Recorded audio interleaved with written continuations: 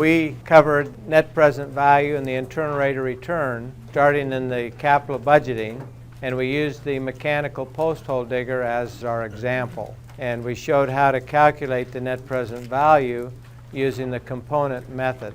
Today we're going to start on showing how to calculate the net present value using the component method. And the reason that we're going to use and show this is because this helps in the analysis. And I'm going to state now, and I'll probably state again as we go later on in the course, that the net present value in and of itself, just that one number, isn't all that meaningful. It's the analysis that goes inside and generating that number that's important. And identifying the major components that make up the net present value then provides a better forum or a better conceptual framework by which to evaluate and analyze the investment. And we're going to start that today in showing you what the major components are. Now today, the first part of this lecture is probably not going to be one of your favorite lectures because I'm going to use symbols and equations to help you understand what these components are. And then once we understand the major components, then we can get back into using or calculating the net present value, starting to crunch the numbers. So right at the beginning of this lecture, you're going to have to force yourselves to pay attention because I'm going to lay it out symbolically. All right, looking at calculating the net present value using the component method. I'm going to start off with this first symbol, this NCF, the net cash flow, and that's the net after-tax annual cash flow from an investment. Up till now, we haven't mentioned or talked much about taxes. Now we're going to incorporate taxes into the capital budgeting problem. And that's important that we do that because as a business, you're interested in the money that stays in the business. If you earn $1 million and you have to pay the government $1 million, what you take home is zero. That's not very impressive. So we have to incorporate this idea of taxes. Now, granted, we're all patriotic and we're altruistic and we want to support the government. But when we're looking at a business, we're looking at what the net after-tax dollars are to the business. We're not looking to maximize the tax dollars. We're trying to maximize our after-tax dollars. Nor are we trying to minimize our taxes, which some people argue, and a tax lawyer might suggest that you do. We're not trying to minimize taxes. We're trying to maximize our after-tax dollars. You know, you can pay no taxes by not earning any money. Well, that's not what we want. That's minimizing taxes. We don't want to do that. Also, I'm going to state now, and I will state this in self-defense throughout this course, the fact that we pay taxes and have to be incorporated into the capital budgeting is what creates a lot of the computational problems or extra work. It's a lot of the complexity of doing the capital budgeting is because of the tax laws, and that is not my fault. If I had my way, we'd have a much simplified version of the tax code, but we don't, so we have to deal with it. So we're looking at the net after-tax annual cash flow from an investment. This big R represents the annual returns. This E represents the annual expenses associated with this capital investment. This little m represents the marginal tax rate. Now with the marginal tax rate, I'm just going to give you a brief view of what we mean by that. As we go along, we'll actually have a more in-depth discussion of the marginal versus the average.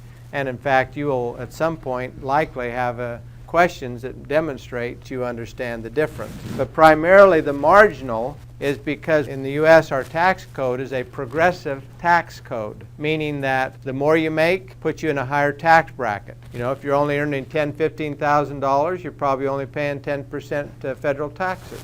But if you get up there in the $80,000, you're likely paying 25%, or even maybe more in the 33%. What we're saying then is if you take on a new investment and you're in that higher tax bracket, any additional dollar that you earn from that capital investment, you're going to have to pay a higher tax rate. Even though your average may be lower, that extra dollar is in whatever tax bracket you're in. We'll talk more of that, but let's give you somewhat of an idea why I'm not just saying tax rate, I'm saying the marginal tax rate. And we're saying marginal because we're looking at an additional investment. We're not looking at the total business. We're looking at a capital investment that's in addition to the existing business. And this big D represents the depreciation. claimed for tax purposes. And most of you recognize or understand that depreciation is tax deductible. You may not have used it before, you may not truly understand how it works, but in the back of your mind you know it's depreciable.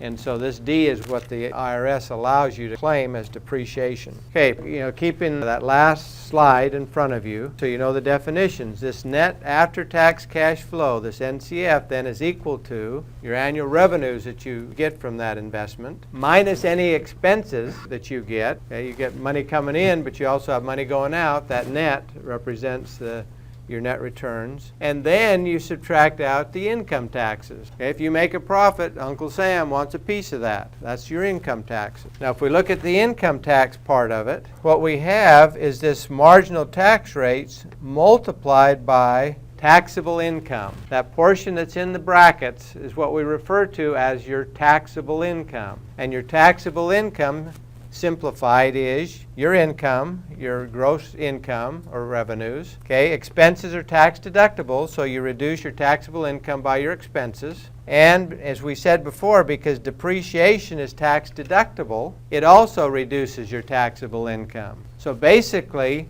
if you reduce your taxable income, then you're going to reduce your income taxes. Now, if we multiply through this parentheses, then we can see that looking at our net cash flow as it relates to income taxes, the amount of money that we get to keep in the business is reduced by the marginal tax rate times our revenue. If the marginal tax rate is 20%, we earn $100, we have to give $20 to the government. That reduces our net after-tax cash flows. However, notice that because expenses are tax deductible, if we can claim any expenses, then that's going to reduce our tax obligation, which increases our after-tax net returns. Also notice that if we can claim depreciation, it also reduces our taxable income, which reduces our tax obligation. If we reduce our tax obligation, then that increases the amount of money that we get to keep, our net after-tax income. Now, this is important to look at because it's actually counterintuitive. For those of you with machinery and equipment, okay, you recognize that depreciation actually reduces your wealth because you're losing value. But we're showing here that because you can claim it as a tax deduction, it actually has a positive. It actually increases your after-tax net returns. You have to think about that to get your mind around that. Notice that we have R in two components, and notice that we have E in two components. So let's factor them out. And that's going to give us this R times 1 minus the tax rate, and it's going to give us a minus E times 1 minus the tax rate.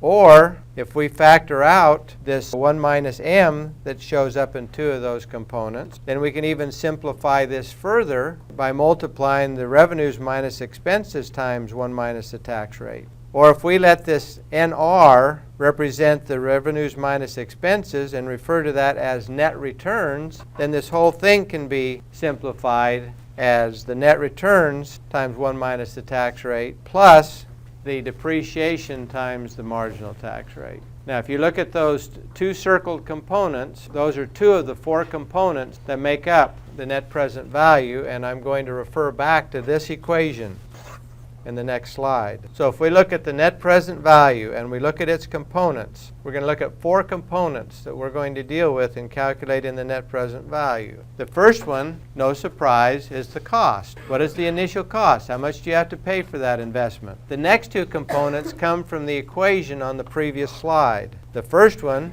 is the after-tax net return. If you look at that first component of the equation of the previous slide, you'll see that the net cash flows make up the net returns times 1 minus the marginal tax rate. The third component, if you look at the equation in the previous slide, makes up the tax savings from depreciation. Because you can claim depreciation, then you are saving the amount of tax obligation.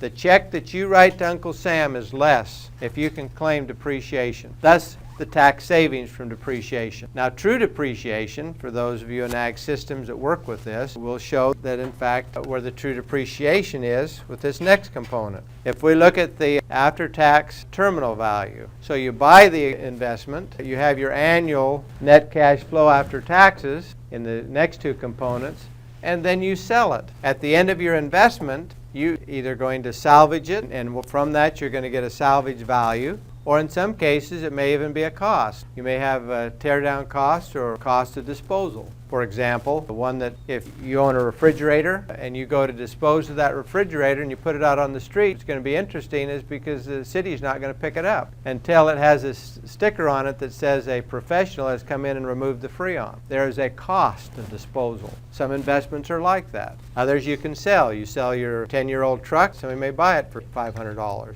There's a salvage value. Okay, back to depreciation. This third component represents the tax savings from depreciation because depreciation is tax deductible.